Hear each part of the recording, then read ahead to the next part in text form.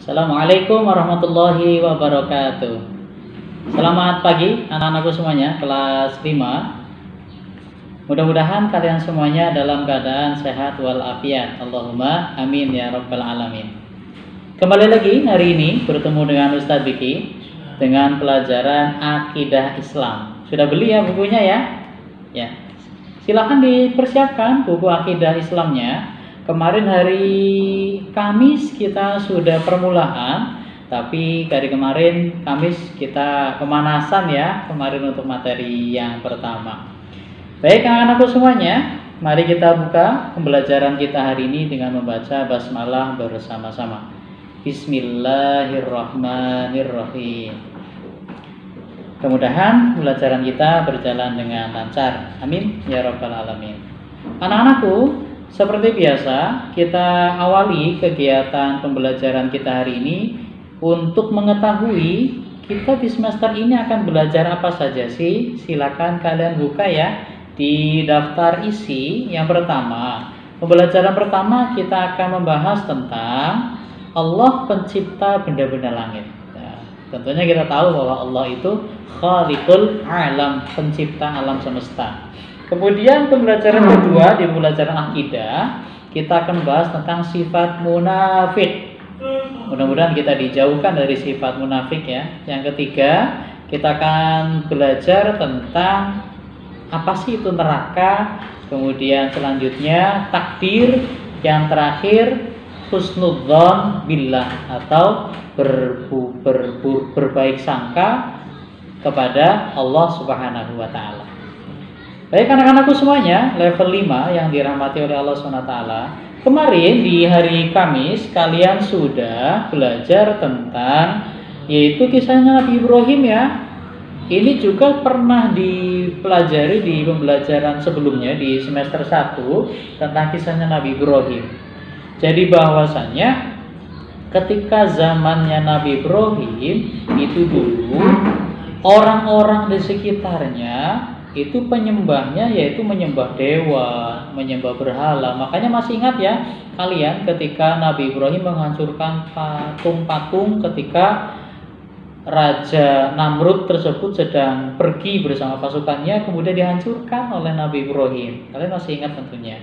Menyembah patung, menyembah benda-benda langit, menyembah raja. Itu dulu ketika Nabi Ibrahim alaihissalam pertama kali diutus oleh Allah. Kalian kemarin sudah kerjakan ya di halaman 5-nya. Tapi hari ini kita akan tidak fokus ke materi itu, tetapi hari ini kita akan fokus tentang Allah menciptakan benda-benda langit.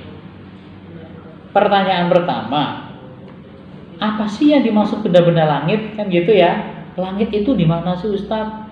Tentunya di atas ya, di angkasa, luar angkasa. Nah, langit, benda-benda langit itu diantaranya apa saja yang perlu kalian ketahui? Apa? Matahari, betul. Bulan, planet, bintang, serta gugusan bintang. Itu termasuk salah satu dari benda-benda langit. Nah, dulu ketika zamannya Nabi Ibrahim belum diutus, itu mereka orang-orang jahiliyah menyembahnya, ada yang menyembah matahari, ada yang menyembah bulan. Itu melihat matahari besar, matahari bisa memancarkan sinarnya, kemudian mereka menyembah matahari. Naudzubillah min dzalik. Tapi alhamdulillah hari ini kita masih dalam keadaan Islam ya, menyembahnya siapa? Allah Subhanahu wa taala. Kenapa kemudian dulu seperti itu? Karena orang-orang zaman jahiliyah itu memang susah untuk diajak bertauhid atau menyembah Allah Subhanahu wa taala, sehingga mereka percayanya matahari, mereka percayanya bulan. Padahal matahari, bulan, bintang itu semuanya adalah ciptaan Allah. Walladzi ja'ala asy-syamsa diya'a wal qamara nura. Allah lah yang menjadikan matahari diya'a bersinar, wal qamara nura, dan kemudian menjadikan bulan bercahaya. Semuanya itu merupakan yang menjadikan matahari bersinar, yang menjadikan bulan itu bercahaya, itu Allah SWT. Tetapi kemudian disisipi bisikan-bisikan setan sehingga mereka teralihkan menjadi menyembah benda-benda tersebut, menyembah matahari, bahkan menyembah patung. Patung dibuat sendiri, dirakit sendiri, kemudian disembah sendiri. Kalau hancur, buat lagi yang bagus, sembah lagi. Secara nalar sebenarnya tidak masuk akal, tetapi karena sudah sangat kuat bisikan setannya dan kemudian susah untuk diajak menuju ke tauhidan, mereka tetap seperti itu. Bahkan sampai zamannya Nabi Muhammad SAW. Nah, lalu sebenarnya apa sih fungsi benda-benda langit, Ustadz? Kan nggak boleh disembah nih. Tentunya yang pertama tuh sebagai penghias langit, ya. Fungsi benda-benda langit yang pertama penghias langit, sehingga ketika kita melihat langit menjadi indah. Mata kita ketika melihat ke atas, oh ada langit, oh di langit dihiasi matahari. Ketika malam muncul bulan, ketika bulan didampingi bintang dan lain sebagainya. Penghias langit bukan untuk disembah. Kemudian sebagai penunjuk arah. Oh, matahari terbitnya dari mana? Dari timur, tenggelamnya barat. Oh, berarti kalau matahari di sana, oh berarti mau tenggelam tuh, berarti sana barat. Gampang untuk mengidentifikasi arah. Kemudian sebagai penentu penanggalan, ya, tanggal ada tanggalan Syamsiyah atau tanggalan Masehi, ada tanggalan Komariah atau Hijriyah. Menentukannya juga menggunakan benda-benda langit tersebut. Biasanya juga ketika kita akan masuk bulan puasa, ya, ada namanya ru'yatul hilal. Dilihat, oh bulannya sudah sekian derajat nih, berarti sudah masuk tanggal 1. Itu fungsinya benda-benda langit. Kemudian petunjuk adanya musim-musim tertentu. Oh, ini sudah akan masuk musim penghujan. Oh, ini akan masuk musim panas. Itu salah satu fungsi benda langit. Kemudian di sini ada dikatakan sebagai pelempar syaitan, bisa juga. Kemudian selanjutnya kita akan membahas tentang astronomi atau ilmu perbintangan. Ini penting. Inti dari materi kita hari ini perbintangan, astronomi. Pernah kalian baca tuh seumpama di koran atau di tabloid, biasanya di paling belakang itu ya, ada zodiak. Nah, ya, ada zodiak atau ramalan bintang. Zodiakmu apa nih? Oh, Virgo. Zodiakmu apa nih? Oh, Pisces dan lain sebagainya. Nah, ini bagaimana Islam memandang seperti itu? Ini pembahasan penting kita. Nah, astronomi atau ilmu perbintangan itu penting. Tetapi kemudian ada penyimpangan-penyimpangan yang dilakukan manusia dalam ilmu perbintangan. Salah satunya apa? Yaitu di halaman 9, ya, menyembah bintang. Padahal bintang itu makhluk, nggak boleh disembah. Meramal nasib manusia, ya. Oh, kamu lahirnya hari apa? Hari Senin. Oh, berarti kamu nanti begini-begini.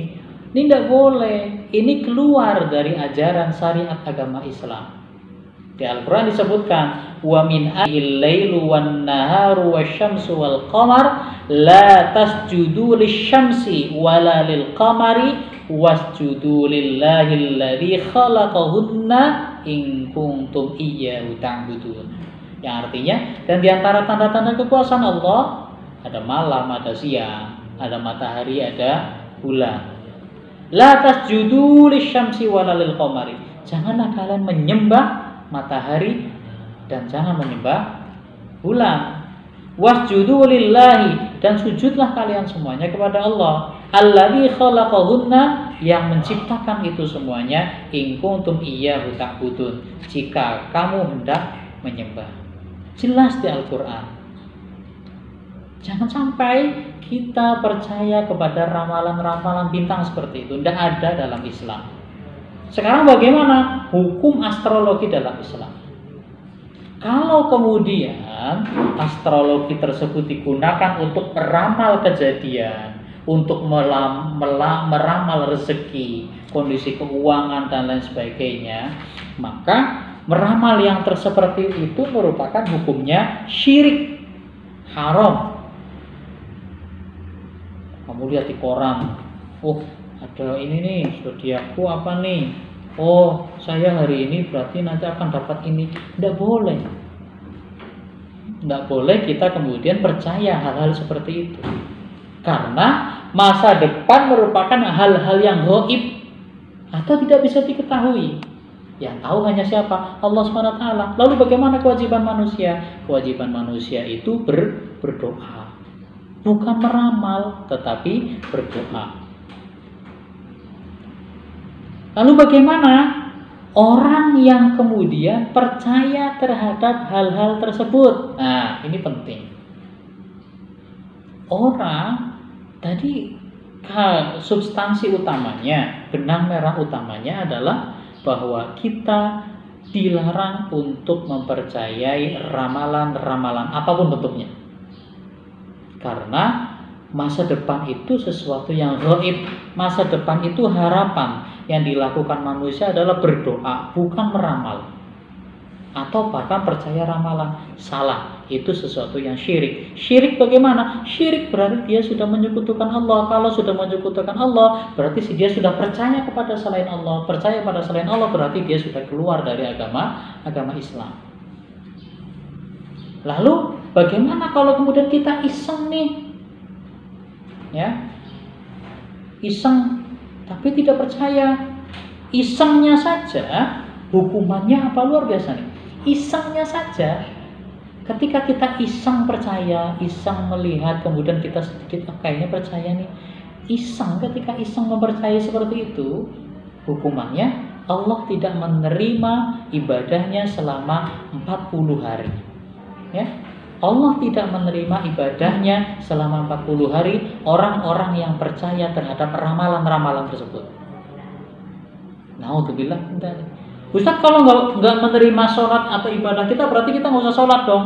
Salah besar. Tetap sholat, tapi Allah tidak menerima sholatnya. Artinya diacuhkan oleh Allah SWT. Jangan sampai kita diacuhkan oleh Allah. Dasarnya apa? Dalam hadis Nabi Muhammad SAW di halaman 10 bisa kalian lihat. Man ata arafan fasa'alahu an syai'in lam tuqbal lahu sholatun arba'ina laylah. Man ata, barang siapa yang mendatangi arafan, tukang ramal, maka lam tuqbal lahu sholatun arba'ina laylah. Maka dia tidak akan diterima sholatnya arba'ina laylah, selama 40 malam. Sholatnya tidak diterima selama 40 hari. Na'udzubillah min dzalik. Oleh karena itu maka janganlah kita percaya hal-hal seperti itu. Masa depan adalah harapan. Yang dilakukan manusia berdoa, bukan meramal atau percaya terhadap ramalan. Hari ini adalah waktu yang terbaik. Sehingga lakukan satu hal yang positif yang harus kita lakukan pada hari ini, karena hari ini adalah hari yang terbaik. Sekali lagi, Ustadz menghimbau pada kalian semuanya, jangan percaya terhadap ramalan, dan kita hanya percaya kepada Allah SWT. Mudah-mudahan kita dijauhkan dari hal-hal yang seperti itu. Tugasnya nanti kalian kerjakan di halaman 11 ya. Halaman 11, setelah itu kamu foto, masukkan ke Google Classroom. Begitu ya. Terima kasih, tetap semangat kalian semuanya. Jaga kesehatan. Assalamualaikum warahmatullahi wabarakatuh.